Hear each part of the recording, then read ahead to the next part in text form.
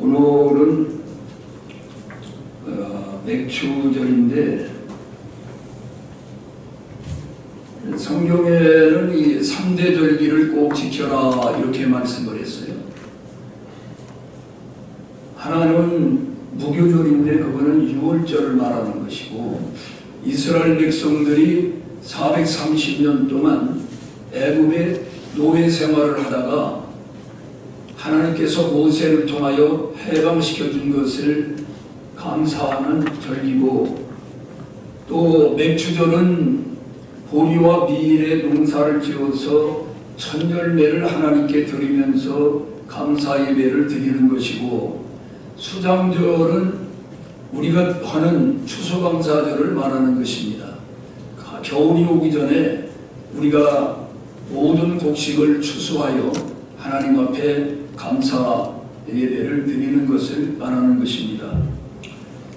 이제 어떤 분들은 우리는 농사도 안 짓고 그러는데 무슨 맥주감사절을 지키느냐 이렇게 생각할 수가 있어요. 근데 당시에는 우리나라도 직업이라고 하는 게 농업과 상업과 또 관리들 그리고 공업 이 정도밖에 없었어요.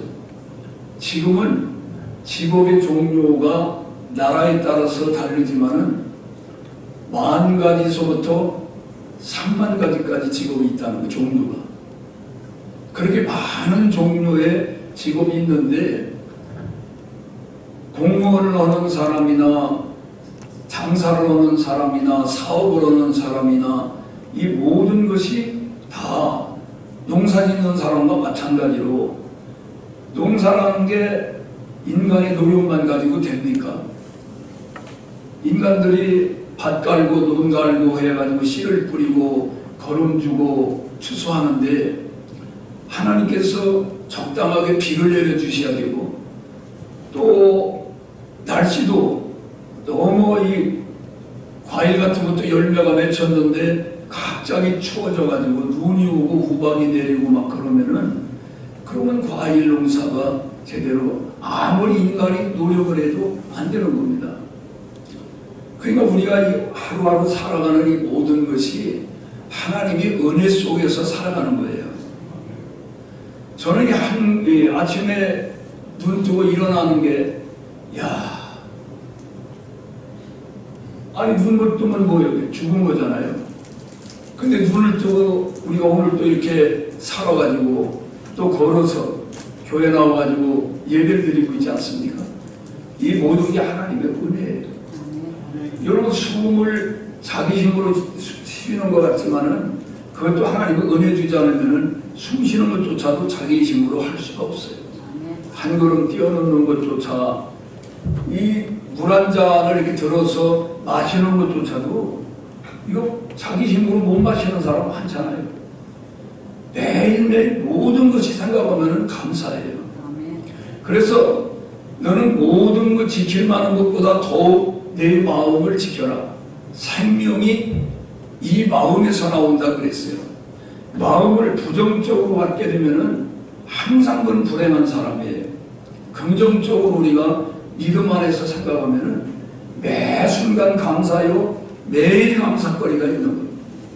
그리고 오늘 우리 1년 중에서 6개월을 무사히 살았다는 게 이 하나님의 은혜거든요. 오늘날 밥을 못 먹는 사람 참 많습니다. 밥을 우리가 밥맛이 있네 없네 하는 거, 이거 정말 사치스러운 겁니다.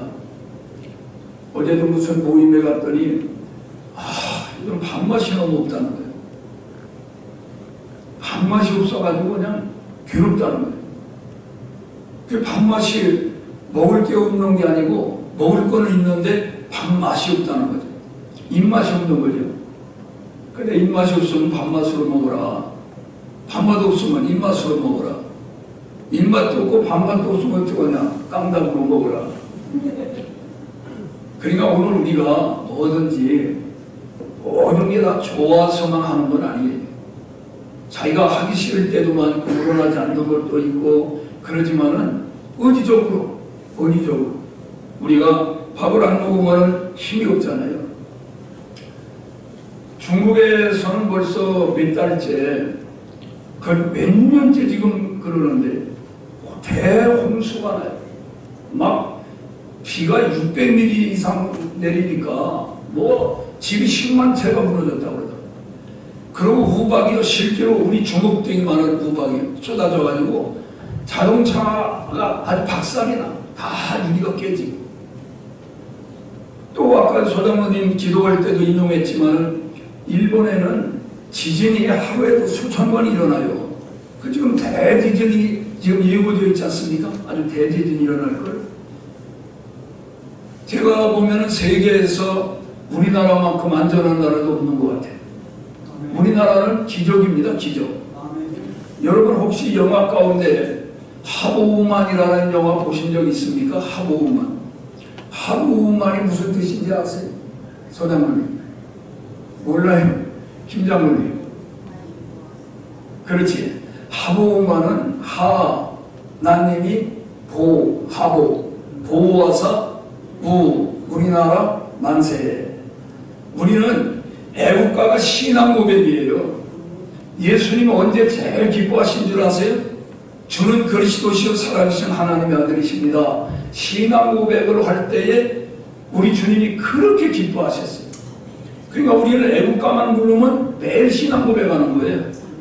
그게 하나님이 얼마나 기뻐하세요. 그러니까 우리나라만큼 위험한 나라도 없는데 그 순간마다 그 때마다 하나님은 절묘한 방법으로 우리를 지켜주시고 보호해 주셨습니다.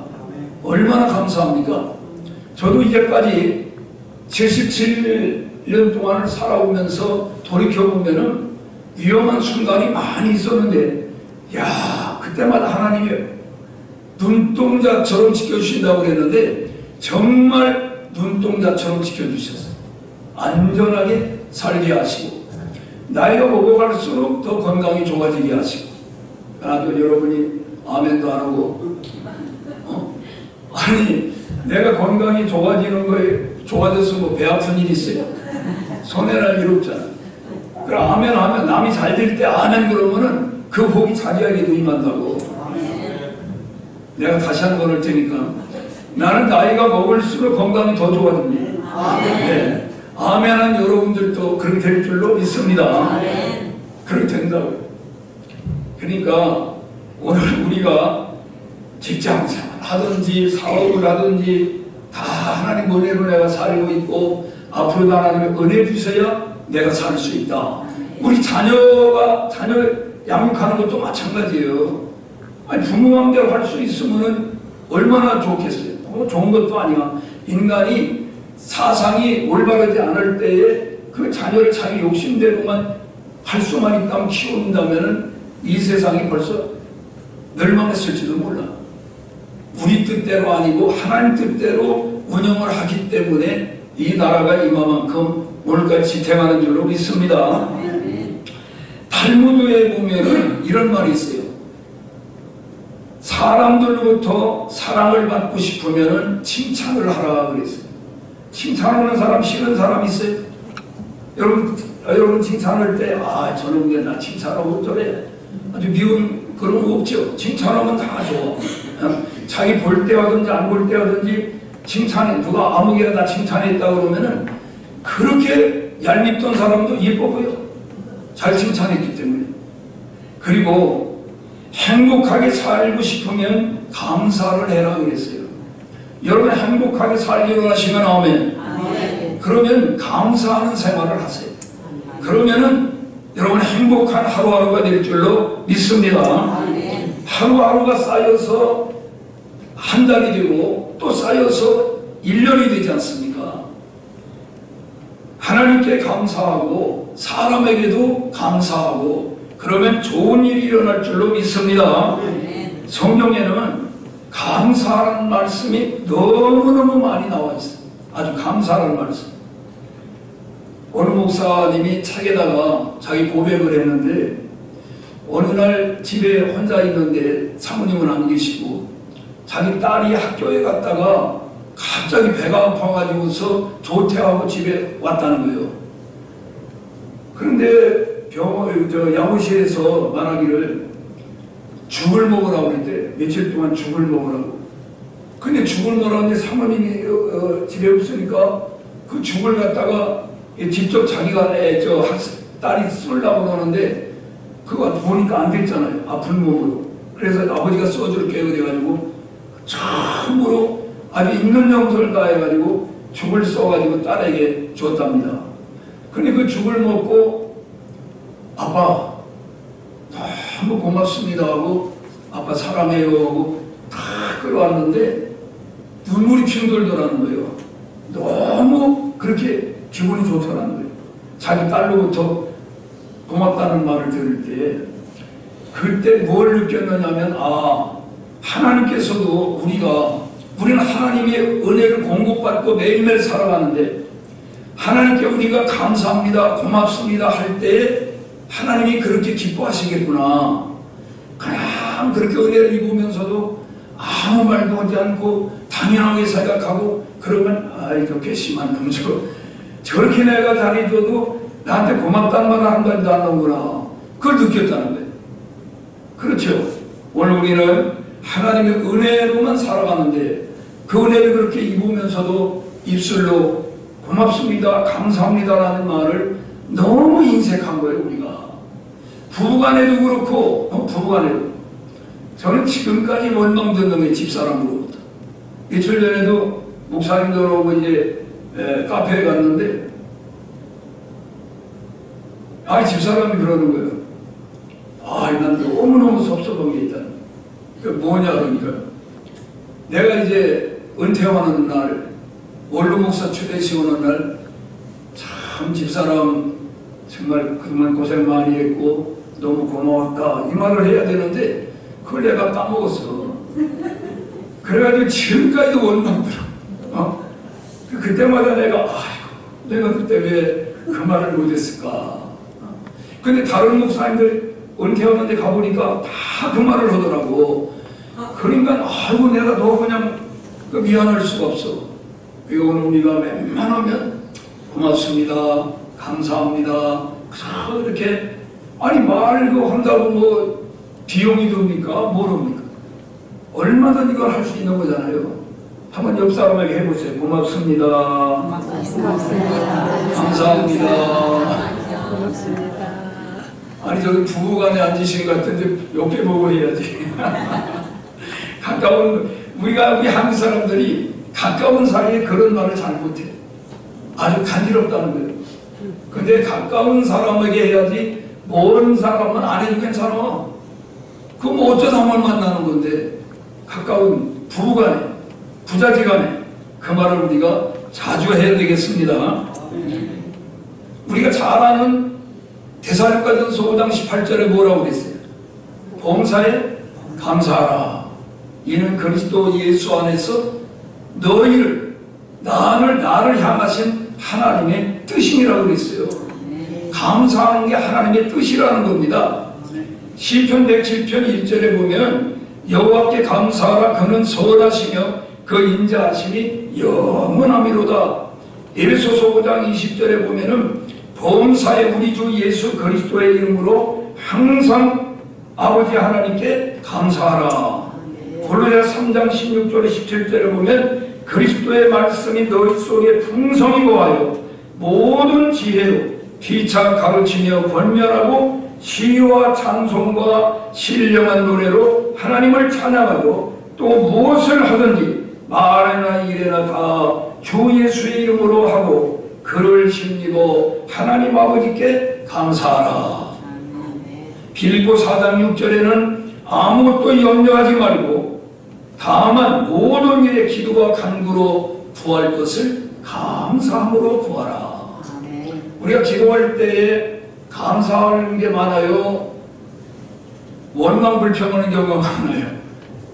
하나님 이럴 수가 있습니까? 이것도 안 주시고 저것도 안 주시고. 그럼 하나님 그동안 우리에게 베풀어 주신 걸 하나하나 헤아리면서 감사하는 그 감사를 우리가 너무 인색해요. 감사하는 우리가 되어야 되겠습니다. 골로새서 4장 2절에 보면은 기도를 계속하고 기도에 감사함으로 깨어있어라. 여러분, 원망은요 정신 안 차려도 얼마든지 나오는데 자연스럽게 감사는 정신을 차려야 돼. 깨어있어야 돼. 그래야 감사가 나오게 돼 있어요. 왜? 너무 우리가 습관적으로다가 원망 불평은 많이 하지만은 감사는 안 해왔기 때문에 그렇습니다. 시편 95편 2절로 3절에 보면은 우리가 감사함으로 그 앞에 나아가며 시를 지어 즐거이 그 노래를 하자.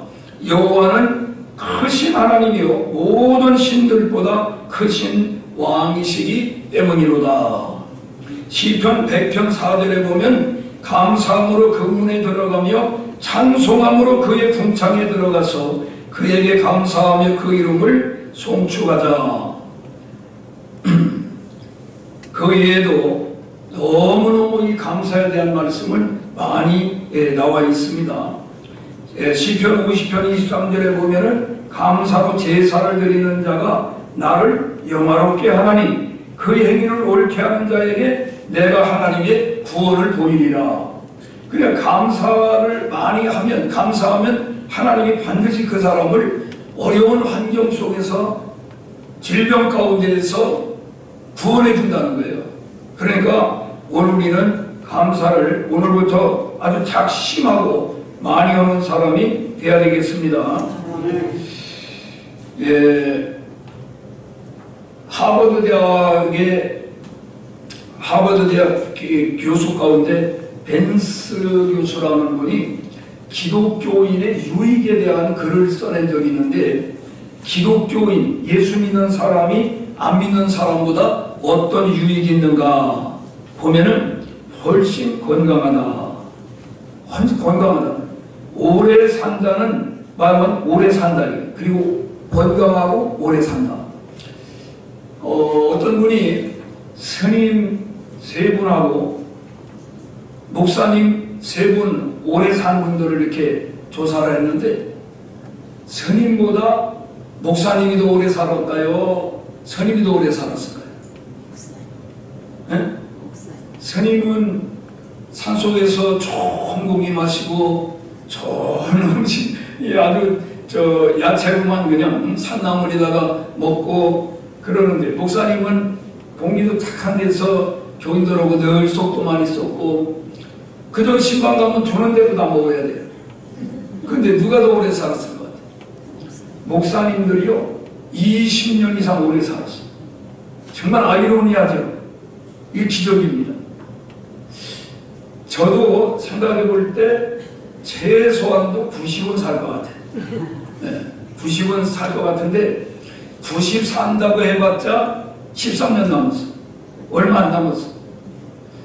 그전에는 내가 원래 젊었을 때는 60만 살고 싶었어. 60까지만 살면 됐지 뭐 더 살아서 뭐하냐. 60이 금방 오더라니까요. 황건희 집사님 지금 연세가 몇인가요? 금방 오죠.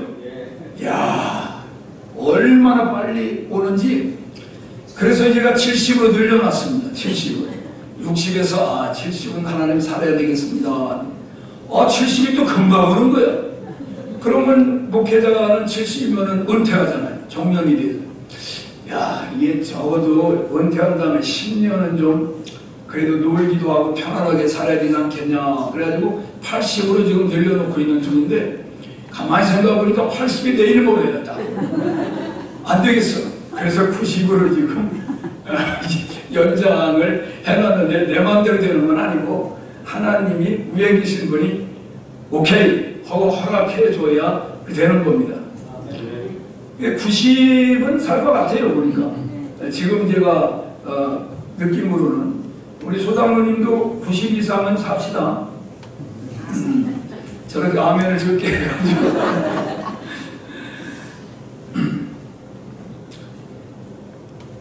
살되 오래 살되 건강하게 오래 살아야 됩니다. 이게 뭐 병 걸려가지고서 정말 소대병 받아내고, 여러분 질병 가운데서 요즘 우리가 치매가 제일 나쁜 병이라 생각하죠. 치매는요, 본인은 모르기 때문에 본인은 불행하지 않대요. 모르니까.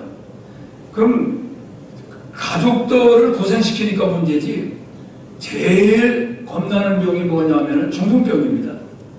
중풍병 걸리면은 정신을 말짱하거든요. 다 듣고 보고 다 하는데 이게 사지가 움직여지지 않으니까 긴 병이 효자 없다고 가족들로부터 이제 냉대를 당하다 나중에 밥대를 받는 거예요. 밥도 잘 안 주고 그러고 이제 어디 갖다 보내고 이러는 거죠.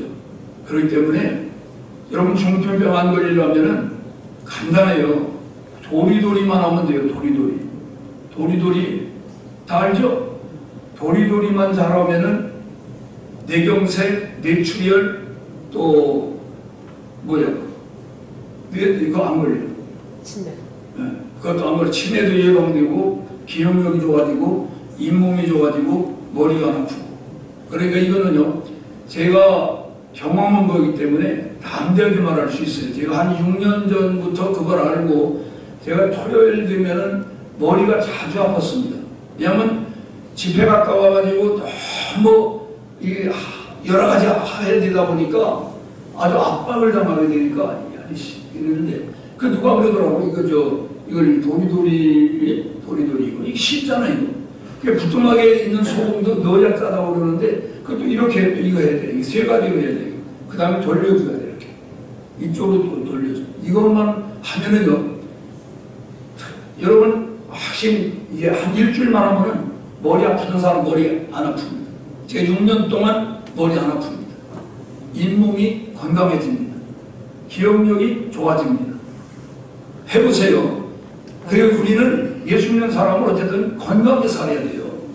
그래가지고 병 들어가지고 살면은 우선 자기도 고생이지만 가족들 거짓말 못할 일이죠. 사랑하는 가족들이 얼마나 고생합니까? 그렇게 하고 그래서 질병의 60~70%는 육체적인 이 문제가 아니고 정신에서 온다는 거예요. 마음에서 오는 병인데 와서 예배를 드리면은 스트레스가 해소가 되고 아주 정신이 맑아지고 마음이 가벼워지니까 그러니까 건강이 좋아진다는 거예요. 심장 수술을 받은 232명 가운데 살아남은 환자가 기독교인이 비기독교인에 비해서 3배나 더 높았고 또 심장 혈관 병으로 죽는 경우도 기독교인은 비기독교인보다 절반밖에 안 되었고 30명이 엉덩이뼈가 부러진 여자들이 기독교인이 비기독교인보다 퇴원 후에 우울증이 훨씬 적게 걸리고 또 잘 걸어다니고 뛰어다니기까지 하게 되었다. 기독교인과 비기독교인 가운데 자살률도 4배나 차이가 납니다. 예수 안 믿는 사람이 4배나 더 자살을 많이 한다는 거예요. 그리고 정기적인 예배 생활을 하면은 불면증 75%가 정상적으로 돌아온다. 불면증이라는 게 참 무섭잖아요. 제가 얼마 전에 설교를 하러 갔는데 그 성우 가운데 그 예배 마친 다음에 목사님 저 안수기도 좀 해주세요. 그러면 왜요? 그러니까 불면증 때문에 잠을 잘 못 자고 그 다음에 아주 꿈자리가 늘 뒤숭숭하고 이렇게 단잠을 못 자니까 피곤하다. 그래서 제가 안수기도를 해줬는데 그 다음에 문자가 왔어요. 그 다음부터 잠을 아주 단잠을 잘 자고 있다고 이렇게 말을 했습니다. 여러분이 기도하는 게 헛되기 아닙니다. 기도하면은 반드시 역사가 일어나는 게 정상이고요. 응답이 오는 게 정상입니다. 임신을 못하는 불임증 환자들도 신앙을 가지면은 훨씬 임신율이 높아지는데 34%가 높아지고 벤선 교수가 5년 동안 연구한 결과에 의하면 기독교인은 비기독교인보다 더 건강을 누렸고 발병했을 때도 훨씬 더 빠르게 회복되었다는 사실을 증명했습니다. 특별히 기도는 스트레스, 호르몬종에 영향을 주고 혈압을 낮춰주고 마음을 편안하게 하고 심장 박동수를 조절해주고 건강에 많은 유익이 있다고 발표를 했습니다. 그게 왜 우리가 하나님께 감사해야만 하느냐? 첫째로 하나님의 뜻입니다. 아까 그랬잖아요. 감사하는 게 하나님의 뜻이라고. 그리고 두 번째로는 하나님이 기뻐 받으십니다. 감사할 때. 여러분 자녀들이 부모님께 감사해 보세요. 부모님이 얼마나 좋아하시는가. 그리고 마음이, 자신 마음이 편안해집니다. 감사합니다, 감사합니다, 감사합니다 10번 나누면요 이 마음이 편안해지는 걸 본인이 느낄 수가 있습니다. 그리고 여유가 생깁니다. 감사할 때 좋은 인상을 줍니다. 여러분 감사해 보세요. 이 대인관계가 어떤 도움을 받고도 고맙다는 말 한마디 안 함으로 말미암아 내가 저 자식 다음에 도와주나 봐라 이렇게 되는 거예요. 그런데 은혜, 작은 은혜를 입고도 고맙다고 그러고 감사하다고 그러면 보람을 느끼는 거예요. 야, 저 사람을 앞으로 더 크게 도와줘야 되겠다. 그런 마음이 생겨요. 그러니까 인간관계에 있어서 고맙다는 인사는 정말 윤활유 같습니다. 좋은 영향을 주는 겁니다. 좋은 인상을 주게 되고 인간관계가 좋아집니다. 인간관계가 아주 좋아요. 그리고 건강에 무엇보다 유익이 있습니다. 왜 우리가 감사를 할 수가 없느냐? 모든 걸 당연시하기 때문에요. 여러분 하루에 밥 세 끼 먹는 걸 당연시하는 거예요. 못 먹는 사람이 얼마나 많은데 이 지구상에요 수십억이 밥을 세 끼 못 먹어요. 여러분 가끔 저 보면 아프리카의 어린아이들 보셨죠? 북한에도 밥을 못 먹어가지고 해골 같은 아이들을 봤죠. 기가 막힙니다. 비교의식 때문에 그렇습니다. 자기 혼자 있을 때는 이만만도 괜찮은데 그 여자들은 동창회만 갔다 오면은 머리 싸매고 누워가지고 남편한테 막 신경질 부리는 거예요. 왜냐하면 잘 괜찮았어. 자기 아파트 한 25평에서 잘 살았는데 고등학교 동창회를 갔더니만 자기가도 공부 못하는 아이가 말 자기는 소나타 타고 갔는데 이게 펜스를 타고 왔는데 그러고 그냥 자랑을 하는데 그게 신경질이 나. 내가 남편을 잘못 만나가지고 이렇게 따라지 인사가 됐구나. 그래가지고 막 남편한테 화풀이하고 비교의식. 이만만 해도 괜찮은데 지금 내가 괜찮아. 다른 사람 나보다 더 잘 사는 사람 언제나 있고 나보다 인물 잘 사는 사람 언제나 있고 나보다 키 큰 사람 언제나 있고 나보다 직위가 높은 사람 늘 있잖아요. 그러니까 직위가 높다고 꼭 행복한 것도 아니고 키가 크다고 꼭 좋은 것도 아니야. 키가 작아도 얼마든지 감사거리가 찾아보면 많습니다. 저는 지금 젊은 애들하고 비교하면은 적은 키에 들어가겠지만은 제 나이에는 스탠다드입니다. 제가 전혀 그 키에 대해서 스트레스를 받지 않습니다. 콤플렉스를 갖고 있지 않아요. 비교의식 그리고 부정적인 사고 때문에 모든 걸 긍정적으로 생각하지 않고 부정적으로 생각하다 보니까 감사가 나오질 않는 겁니다. 그리고 무엇보다 욕심이 너무 커. 욕심을 줄여야 돼. 마음에. 이가 욕심인 제한적 죄를 낳고 죄가 장성한적 사망을 낳느니라고 그랬어요. 욕심은 점점 커집니다. 욕심을 가지면 아이를 임신하면 아이가 점점 커지는 것처럼 그러니까 이 욕심을 줄이는 그리고 나이가 먹어갈수록 모든 걸 자꾸 내려놓고 뭐든지 살림살이도 좀 줄이는 그런 운동을 해야 돼요. 너무 이것도 사고 저것도 사고 계속 그러니까 카드값이 그냥 많이 나오게 되는 거예요. 그러니까 자꾸 검소하게 단출하게 이렇게 사는 우리 훈련이 필요합니다. 저 아멘 안 하고 보라고요. 탁으로는 감사의 분량이 곧 행복의 분량이라고 그랬어요. 아리스토텔레스는 행복은 감사하는 사람의 몫이라 그랬습니다.